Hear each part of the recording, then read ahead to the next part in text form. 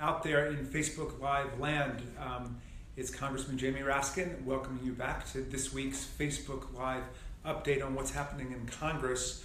The great news, of course, is that the Republicans were forced to pull their terrible wealth care bill, as we're calling it now, from the Senate because 5 or 6 Republican senators have already declared their opposition or were completely opposed to moving forward with the bill on the floor. So there's nothing they could do. They decided to pull it in advance of the 4th of July recess, figuring that that was perhaps not the most patriotic way to observe Independence Day, throwing 22 million Americans off of their health care and blasting a huge hole in Medicaid for the first time in our history when the president promised that he wouldn't touch Medicaid. So anyway, they have run scurrying out of Washington with their tail between their legs about the bill. And of course, the president has successfully distracted everybody with his most recent round of tweeting abuse and cyberbullying directed at some members of the press. But let's not forget the big news here, which is the people have won at least a momentary reprieve and I think a big symbolic victory in stopping the mad rush to barrel through Congress this repeal of the Affordable Care Act and major rollback and erosion of people's rights under the Medicaid system. This would have been a disaster, and it would be a disaster if they go forward with it for senior citizens, for children, for the disabled, for the most vulnerable groups in society, and would have ripped apart the social fabric for medical provision that we put in place back in the 1960s with Medicare and Medicaid, updated by the Affordable Care Act. I know a lot of people have been writing me asking, well, is it over now? It is definitively not over. Remember, when they first brought it through the House, we had the benefit of a huge popular mobilization against it. There were tons of protests and a lot of town meetings turned into very raucous and rowdy affairs, not because there were any paid protesters, as the Republicans suggested, but rather because people were outraged about this attack on the basic health rights of the American people. And so we were able to stop it, but that was only a temporary victory because they brought it back again, and we were caught off guard when they brought it through, again, with no hearings and no witnesses and no testimony and no expert debate, much less any opportunity for public participation in the legislative process. When they brought it back, there were 20 minutes of debate on each side, and I likened it to the final scene in the movie Carrie when most of the audience has already left the theater, the credits are rolling on the screen, people are out looking for their cars in the parking lot, and the bloody hand emerges from the grave, and the horror starts over again. And they were able to bring it back. They passed it by the narrowest of margins. So we want to make sure that that does not happen when they get back from the 4th of July recess. We want everybody to keep up the popular pressure, keep the emails, the calls, the personal interactions going with the members to say that we are not going backwards in terms of health care. So that's the key thing. Now, there's one other point I wanted to raise, which is that the House did pass a terrible bill attacking due process rights, the jury trial, and the power of states to have juries award people for damages when they're injured in medical malpractice or product liability cases dealing with health care. And they've brought this through. I think they're calling it the Protecting Access to Care Act. It's got nothing to do with protecting access to care and everything to do with the power of big insurance companies, which are in the process basically of flattening state laws across the country with a bulldozer and saying that people can only get up to $250,000 in pain and suffering damages. In my district, there was a 15-year-old girl who was raped by her dentist when she was under anesthesia. And in Maryland, after a painstaking legislative compromise, we said that people like her could get up to $875,000 in pain and suffering damages. This law would try to level across the country damages to $250,000. Now, in more than a dozen states, there are no limits at all. They've said under their state constitutions, there can't be any limits at all. And the GOP in the House has just voted to override their state constitutions, override their state Supreme Courts, override the juries, and to limit all damages to $250,000. So There's a lot to keep track of. Everything we believe in is under assault, but don't lose track of what's happening in terms of the people's access to justice and the right of jury trial in America. We've got to make sure that this does not pass in the Senate in any way. We were able to get complete Democratic unity in opposing that phony tort reform bill that they're talking about. And I want to make sure that people are aware that that's going on. We're going to open it up now to questions, and thank you all for emailing me and tweeting me your questions, and let's hear them. Lauren, if we got it. Yeah, so we've actually got a couple of questions on this. This morning, President Trump tweeted that if Republican senators are unable to pass the bill that they're currently working on, they should repeal now and replace at a later date. What do you think about that prospect or that strategy?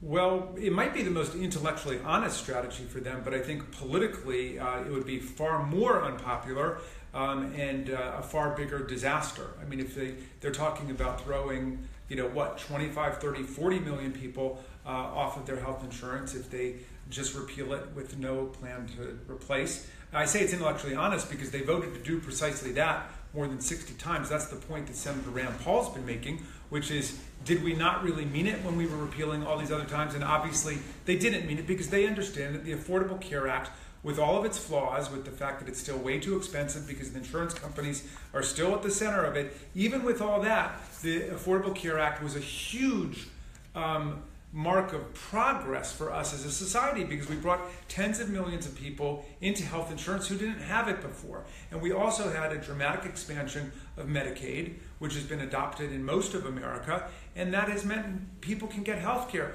Look, when we defeat what the GOP is trying to do here, we're going to establish one major principle, which is that we take responsibility as a country for the health care of all Americans. We take responsibility that everybody gets access to health care. So I think that if and when the GOP efforts to repeal and replace and dismember and so on go down, at that point we can start talking about common ground. Now, one piece of common ground is obvious because President Trump talked about it when he came to our joint session of Congress back at the beginning of the year. And what he said was that prescription drug prices are way too high. And I agree with the president completely on that. Prescription drug prices are way too high, and one reason for that is that there was a special interest provision slipped into Medicare Part D saying that the government could not negotiate with the drug companies for lower drug prices. Now, we can do it in Medicaid and we can do it for VA benefits, but we can't do it in Medicare. Why not? Simply because some lobbyists were able to get their friends in Congress to slip it in, and we got to repeal that provision and give the government the power to negotiate it. All the Democrats want that. President Trump says he wants it. Can we work together with the president to convince Republicans in Congress that the government should have that authority? That's number one. And then number two is, because of the internal sabotage of the administration, there are lots of insurance companies that have been pulling out of different counties. And we should say that if people are living in a county where it's down to one insurance company, and maybe even that insurance company might be tempted to leave, at that point, we've got to make Medicare for all available to people. We've got to give people subsidies so that they can buy into the Medicare system. And I think that is the bridge to get to go where we need to go as a society. The vast majority of rich, industrialized nations on earth have single-payer, universal health care for their people. It's the only thing that makes sense, and it works all over the world. It should be an attribute of citizenship that you get health care in this society. Okay, so you've talked a little bit already about Medicare for All. We've got questions from Jeannie and Christine and others on what is the progress of Medicare for All? What's the one system sponsor?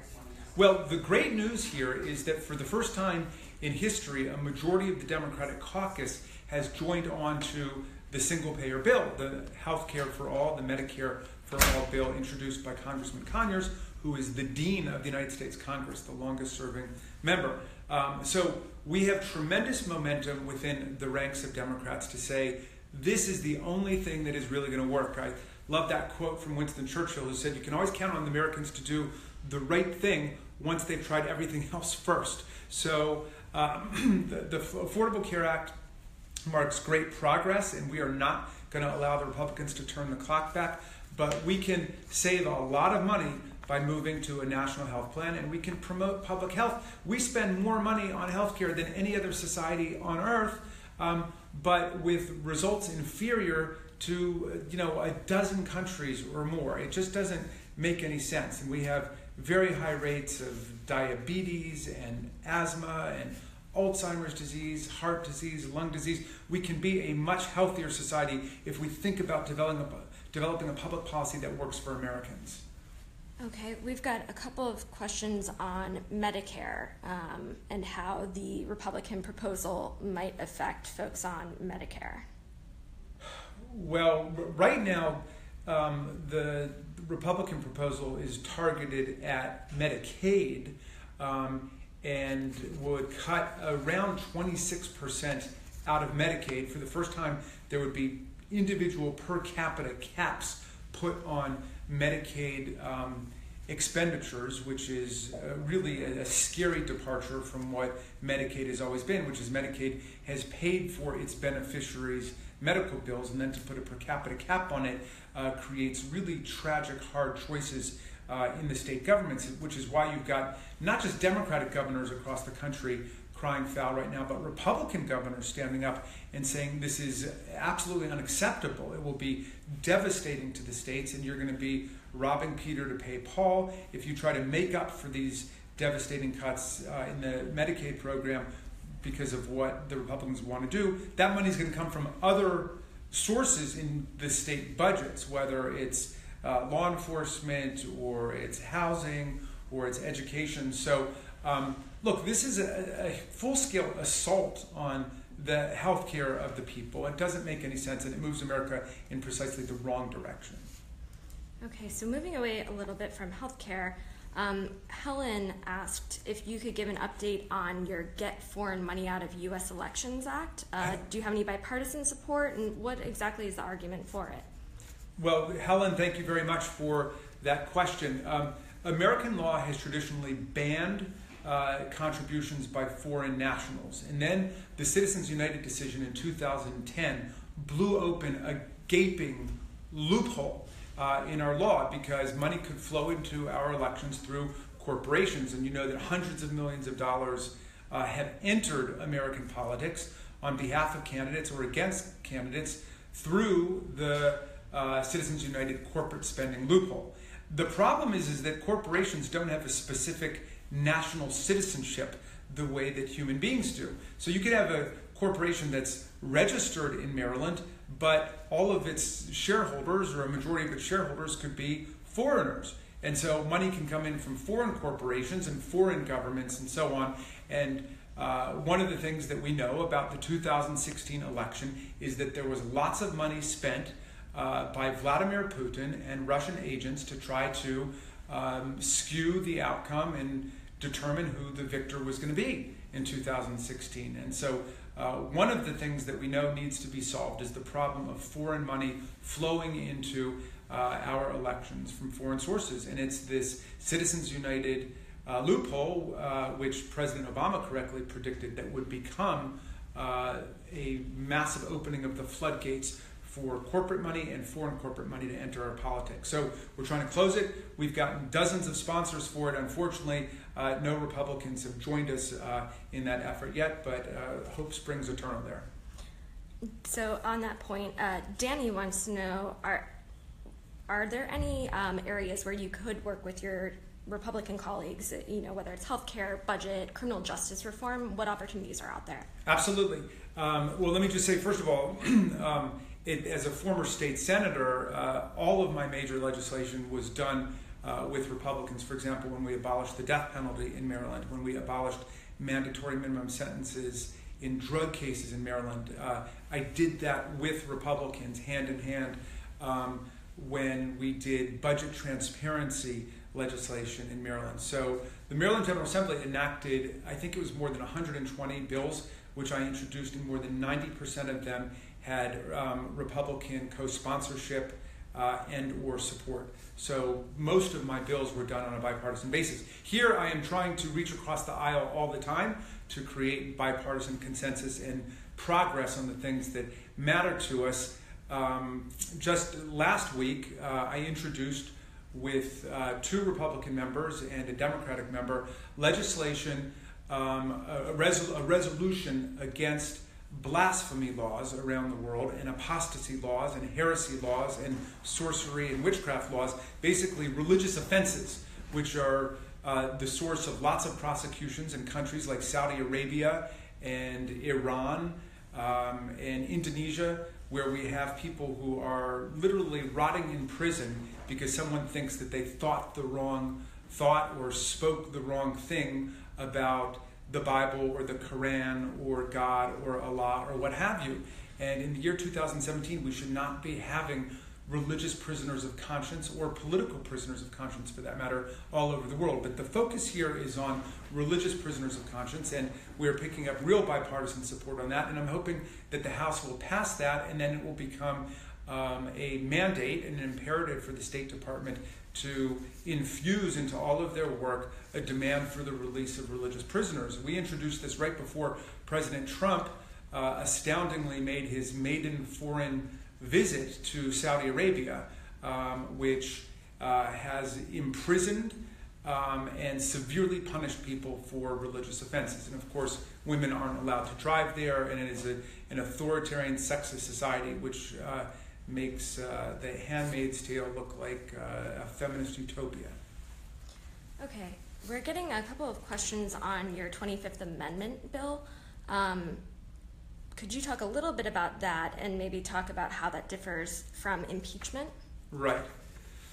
Okay, well, first let me describe the 25th Amendment, which everybody should go read. It is a little noticed constitutional amendment. It has not gotten a lot of attention historically, but it was enacted in the wake of the assassination of President Kennedy, which renewed public attention and congressional attention to the weakness of presidential succession procedures in our Constitution and the weakness of different norms surrounding presidential disability.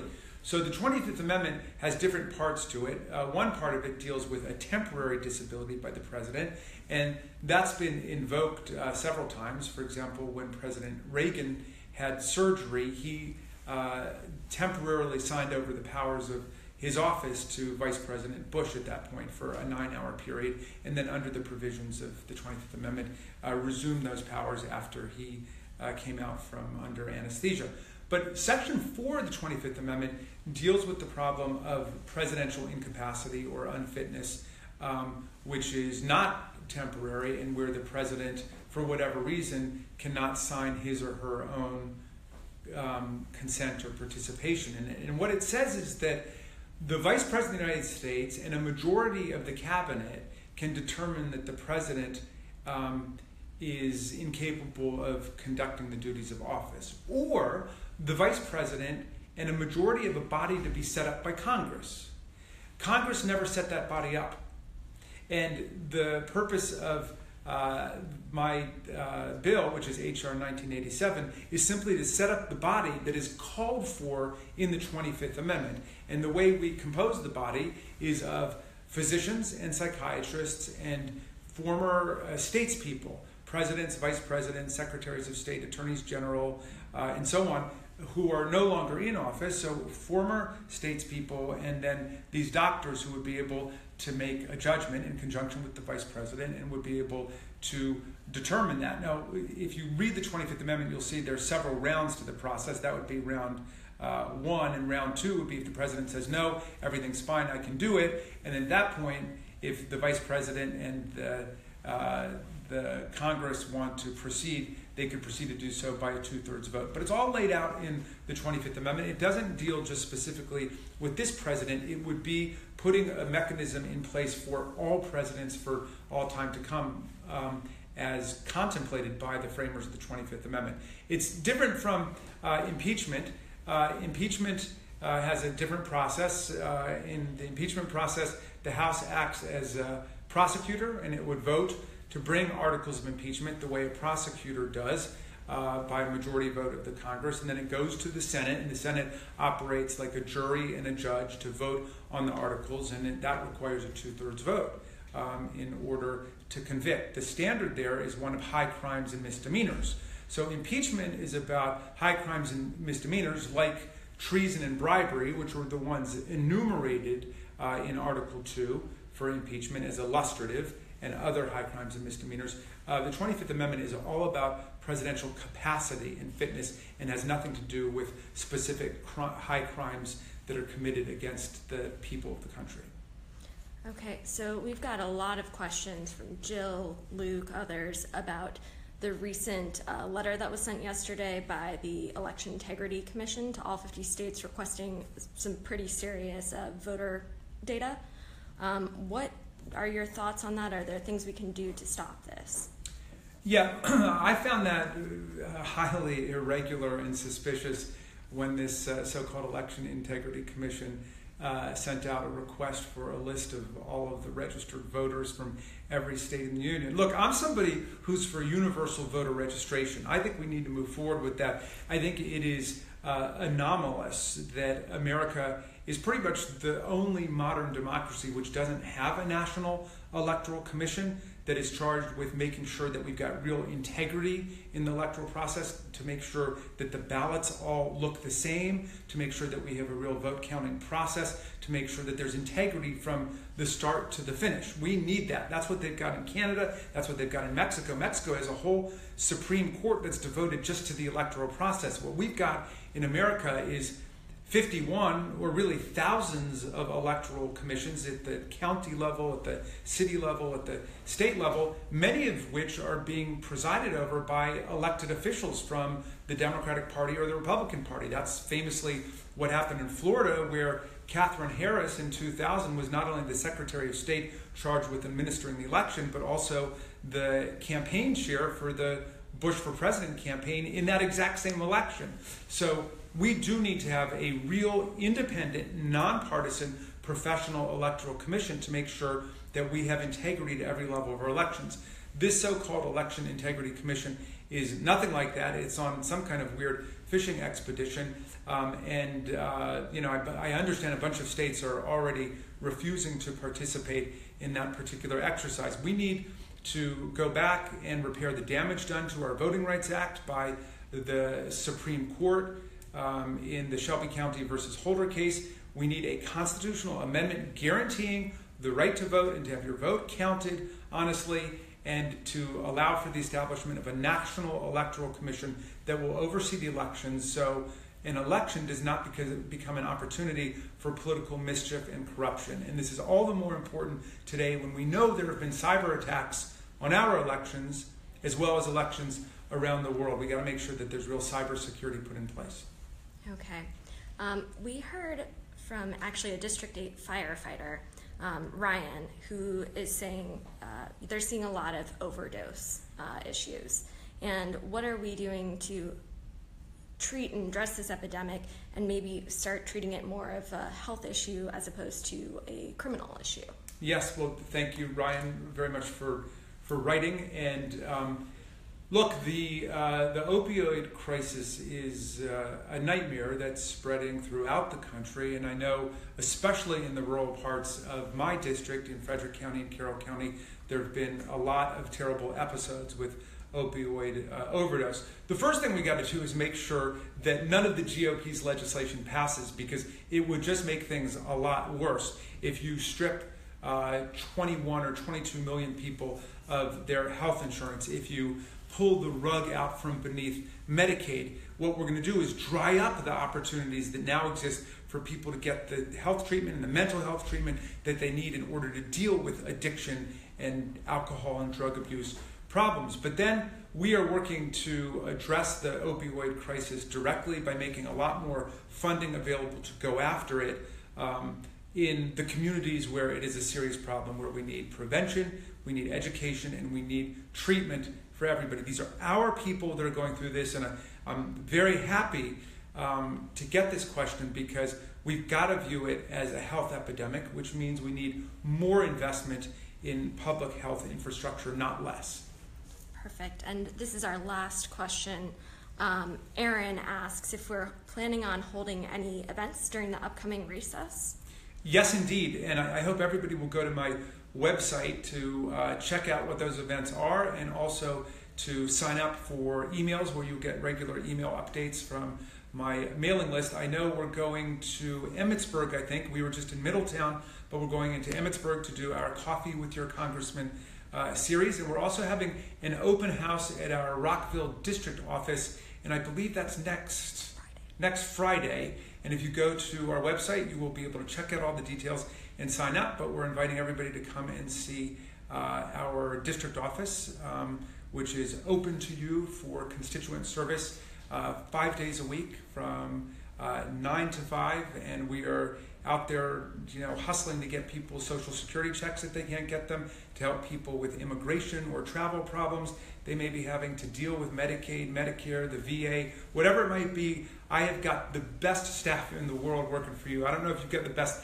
congressman in the world, but you definitely have the best staff of your congressperson that's out there. So we can get all of your questions answered, and we can go after any needs you've got, and we will help you navigate the twists and turns of federal bureaucracy.